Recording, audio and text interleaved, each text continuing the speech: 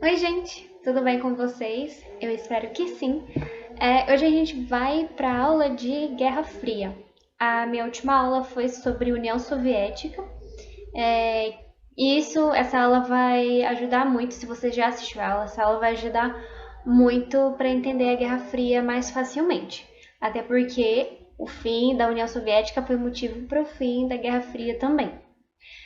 Então, preparem os lápis aí e anotem, tem bastante coisa. A gente vai começar explicando. Eu vou começar explicando de uma forma mais fácil o que foi a Guerra Fria, por que, que ela é fria, né? Por que, que tem esse nome. A gente vai falar das guerras quentes, a Guerra das Coreias, Guerra do Vietnã, crise dos mísseis que é em Cuba. Vamos falar por que, que começou a Guerra Fria, como terminou. Já acabei já falando como terminou, por que terminou. Mas então, Guerra Fria foi de 1947 até 1991. A Segunda Guerra Mundial terminou em 1945. Após a Segunda Guerra Mundial, no caso, oficialmente, a Guerra Fria começou em 1947, mas existem alguns acontecimentos importantes que levaram para o início da Guerra Fria. Então, a Guerra Fria ela foi uma disputa entre duas potências, Estados Unidos e União Soviética, com o intuito de atingir a hegemonia, a supremacia.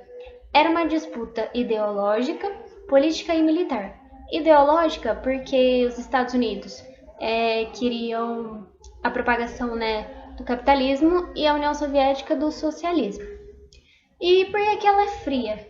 Justamente porque durante vários anos, durante todo esse período que durou, não teve confronto, não teve conflito direto entre as duas potências. Então, como eu falei, das guerras quentes que a gente vai falar, essas potências intervinham, não sei se a palavra está certa, eles intervieram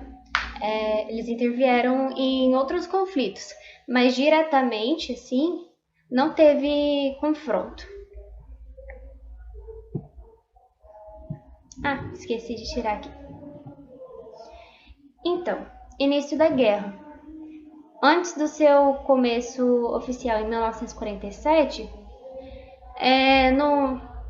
na Segunda Guerra Mundial, no final da Segunda Guerra Mundial, os Estados Unidos lançaram duas bombas atômicas no Japão, Hiroshima e Nagasaki.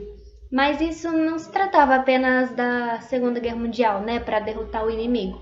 Porque na Segunda Guerra Mundial a gente tem os aliados e o eixo. Os aliados é Estados Unidos, União Soviética e França e Reino Unido. E o eixo é Japão, Itália e Alemanha. Então, os Estados Unidos não lançaram essa bomba no Japão somente por conta da Segunda Guerra, para derrotar o eixo. Mas também era um comecinho da Guerra Fria. Os Estados Unidos quiseram mostrar a sua capacidade bélica, o seu poder, para causar medo nos outros países, mostrar também para a União Soviética que na Segunda Guerra Mundial, Estados Unidos e União Soviética estavam juntas. Só que as suas ideologias são bem diferentes. Então, os Estados Unidos quis mostrar, principalmente para a União Soviética, o seu poder. E após o fim da Segunda Guerra Mundial, em 1945, teve a Conferência de Potsdam, que foi na Alemanha. Foi para os aliados decidirem o que eles iam fazer com a Alemanha, que perdeu a Segunda Guerra. Eles acabaram decidindo que a Alemanha seria dividida em 4 zonas. Uma para a União Soviética, mais a leste, e mais a oeste ficaram as outras 3, Estados Unidos, Reino Unido e França. E dá para perceber que se a União Soviética ficou mais a leste, o leste vai ter maior influência do socialismo e o oeste vai ter mais influência do capitalismo. No caso, essa é uma foto do Stalin. Agora eu não vou lembrar certinho, mas tem os representantes dos países. Estados Unidos, acho que seria Churchill. Eu não vou falar com certeza porque, enfim, foi na conferência de Potsdam. Bom, como eu falei, a gente tem uma das disputas militar. Então, eles começaram a corrida armamentista, que era para mostrar. Eles nunca utilizaram essas armas, até porque se eles utilizassem essas armas, teria o holocausto nuclear. Eles poderiam acabar com a humanidade. E ambas as potências tinham consciência disso. Mas então, o objetivo era intimidar, mostrar quem era mais desenvolvido através do investimento militar. E também tem a corrida espacial. As potências começaram a investir na exploração espacial, também para mostrar quem é mais desenvolvido. E durante os anos a gente vai ter o histórico dessa exploração. A União Soviética começou mais para frente.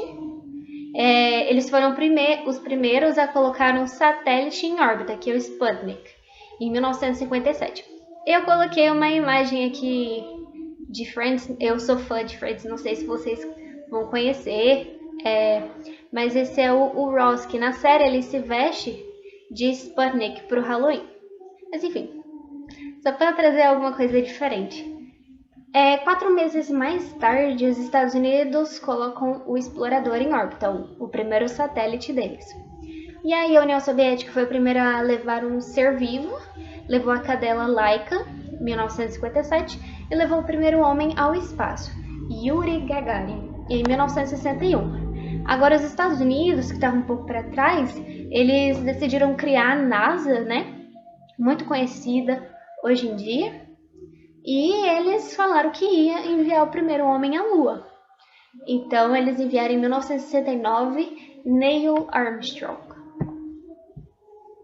No caso, essa é uma imagem da cadela Laika, enviada pela União Soviética, e a foto do primeiro homem dos Estados Unidos na Lua. Agora, como eu falei, que a Alemanha foi dividida em zonas, e também dividida em Alemanha Ocidental e Oriental, além dessa divisão ideológica, em 1961 eles construíram o Muro de Berlim para fazer a divisão física. Eu já ouvi falar que... Eu já vi, na verdade, em outro vídeo, que demorou, tipo assim, da noite pro dia para construir esse muro. Então, famílias, amigos foram separados e era bem difícil você ultrapassar. Então, o objetivo do muro é impedir o contato entre a Alemanha Ocidental e Oriental e evitar também a emigração. A gente tem também a expressão, também uma linha, tem uma imagem aqui, cortina de ferro, que é usada para designar a divisão da Europa em duas áreas de influências distintas, que no caso é comunismo e socialismo. Eu falei a mesma coisa, capitalismo e socialismo. E também, após a Segunda Guerra Mundial, a Europa estava muito enfraquecida. Então, as regiões, as colônias, aproveitaram esse tempo para fazerem suas independências. Então, descolonização da África e Ásia. Alguns exemplos a África do Sul, com o líder Nelson Mandela, e a Índia, com o líder Gandhi, que até queria fazer uma independência pacífica, sem violência. E também os Estados Unidos e a União Soviética, nessa Guerra Fria, aproveitaram e apoiaram algumas independências com o intuito de, quando essas colônias se tornarem independentes, se eu apoiar, após elas se tornarem independentes, eu vou exercer influência sobre elas e, no caso, garantir mais aliados.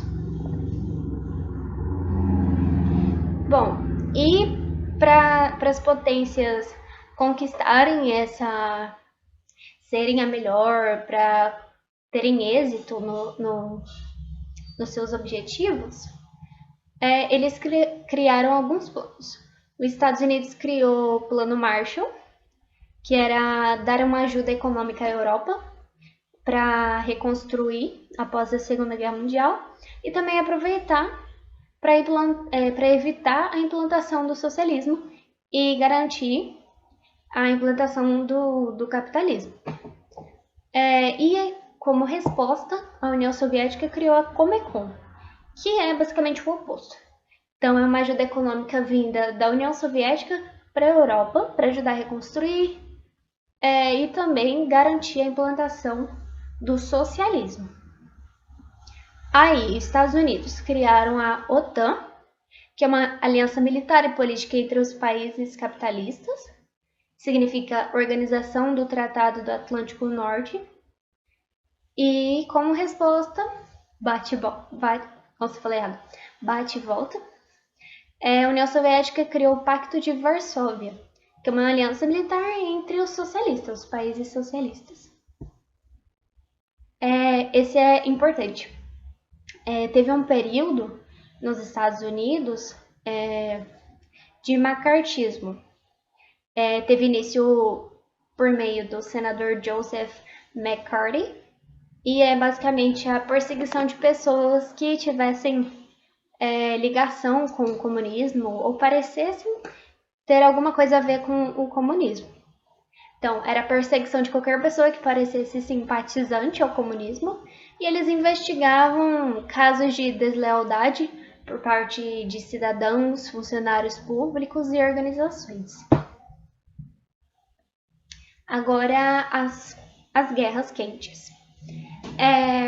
A Guerra Fria, como eu disse, ela é fria justamente porque não teve o conflito direto entre as potências. Só que, quando estava tendo alguns conflitos, essas potências intervieram para exercer sua influência. Então, começando pela Guerra da Coreia, ela começou em 1950 e terminou em 1953. Ela começou porque os norte-coreanos invadiram a Coreia do Sul, então os Estados Unidos intervieram nessa guerra, apoiando a Coreia do Sul, que é capitalista hoje em dia, e a União Soviética interviu na Coreia do Norte, que hoje em dia é socialista. E hoje em dia elas continuam separadas, Coreia do Norte e Coreia do Sul. Aqui eu tinha colocado um GIF, era para mostrar como que foi essa guerra, o território que foi conquistado por uma, por outra, mas não funcionou. Então, esse vídeo mostra que no começo a Coreia do Norte chegou a conquistar mais da península, só que a Coreia do Sul conseguiu se reerguer e aí elas ficaram separadas. Bom, agora a crise dos mísseis foi em 1962. Em Cuba tinha sido feita a Revolução Cubana, que tornou Cuba socialista. Tendo se tornado socialista, ela se aliou, ela se aproximou da União Soviética. E outra coisa que eu não cheguei a falar, os líderes da Revolução Cubana foram Fidel Castro e Ernesto Che Guevara. Então, Cuba se aproximou da União Soviética e a crise dos mísseis é que os Estados Unidos instalaram coisas que acontecem, eu não tenho controle. Os Estados Unidos instalaram mísseis na Turquia e os Estados Unidos colocaram mísseis em Cuba, caso os Estados Unidos quisesse invadir. Acabou que eles entraram em um acordo, então a União Soviética iria tirar os mísseis de Cuba se os Estados Unidos prometessem tirar os mísseis que eles tinham colocado e prometessem não invadir Cuba, no caso.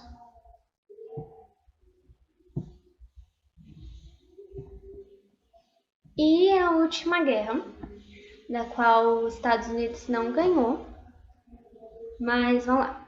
A Guerra do Vietnã foi de 1955 a 1975. Como eu já disse, já existia um conflito e depois essas potências, Estados Unidos e União Soviética, intervieram. Então, o conflito era entre Vietnã do Norte e Vietnã do Sul. Como na Guerra das Coreias, a União Soviética ficou com o Norte, né? Ela exerceu influência sobre o Norte e Estados Unidos exerceu influência no Vietnã do Sul, deu suporte, armas, tropas. Só que o problema do Vietnã é que os Estados Unidos desconhecia a região, desconhecia o território, então eles acabaram sendo prejudicados por conta disso. Em 1973, as tropas norte-americanas foram retiradas e Vietnã do Sul não conseguiu, né? Então a vitória foi do Vietnã do Norte, dos soviéticos, e depois acabou unificando o Vietnã. Bom, essa é a aula, a gente falou bastante coisa, espero que vocês tenham entendido. Tem uma frase que é: guerra improvável, paz impossível, porque a guerra era improvável porque se os países fossem lutar, seria um caos total, e não teve, né? Não teve o conflito direto. E a paz era impossível. Até existem poemas durante a Guerra Fria que a gente vê em literatura. Não sei se é Carlos Drummond de Andrade, por exemplo, em Claro Enigma. Não sei se é dessa época. Mas existem alguns poemas que os poetas escreveram durante a Guerra Fria. E é um período de muita dúvida. As pessoas procurando ter esperança, porque estavam tempos muito difíceis. Então a paz seria impossível porque é uma dúvida, você não sabe, talvez a qualquer momento pode ter guerra, mas você não sabe. Então a paz era impossível. Então é isso, a Guerra Fria ela terminou com o fim da União Soviética, porque a União Soviética teve muitos gastos militares, espaciais, e acabou deixando outros setores de lado. Então teve o descontentamento popular. E aí ela se dissolveu em 1991. E é isso. Eu espero que vocês tenham entendido. Bons estudos e também bons exercícios.